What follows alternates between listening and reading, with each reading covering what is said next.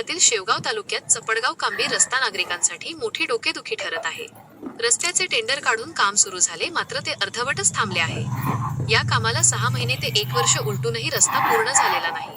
चपडगाव ते लखमापुरी पर्यंत थोडे काम पूर्ण झाले असले तरी अर्ध्याहून अधिक रस्ता आजही खराब अवस्थेत आहे। रस्त्यावर खडीवर आली असून खड्ड्यांचे साम्राज्य निर्माण झाले आहे। यामुळे दुचाकी चारचाकी वाहनधारकांचा प्रवास जीव धोक्यात घालून सुरू आहे।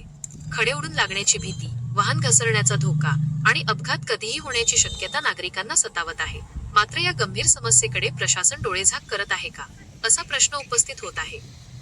नागरिकांचा रोजचा त्रास प्रशासनाला कधी दिसणार?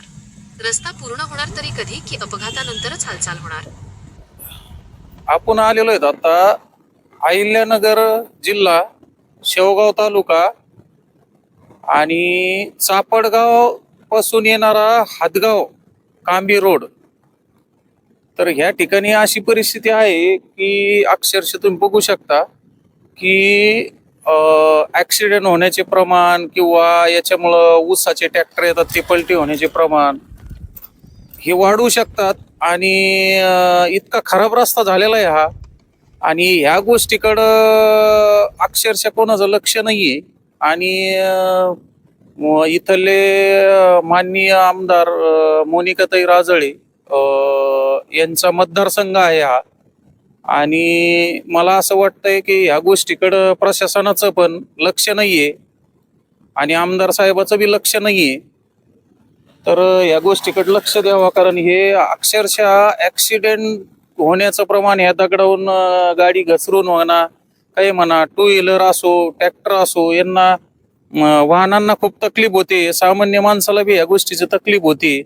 तुम्ही बघू शकता या साईडला सगळं अक्षरशः रोड म्हणून राहिलेलाच नाहीये। कोणी म्हणणार नाही याला डांबरी रस्ता आहे, बघा तुम्ही सगळी माती दिसते, खड्डे दिसत आहेत आणि अक्षरशः अपघाती होण्याचा। आणि याला जर उद्या कोणाला काही ऍक्सिडेंटमुळे म्हणा, सामान्य जनतेला म्हणा काही त्रास झाला तर याला जबाबदार कोण आहे? याला प्रशासन जबाबदार राहणार आहे का या गोष्टीला? तर तुम्ही पाहू शकता खूप खराब रस्ता, इथूनच नाही तर हा रस्ता चापडगाव ते लखमापुरी झालेला आहे।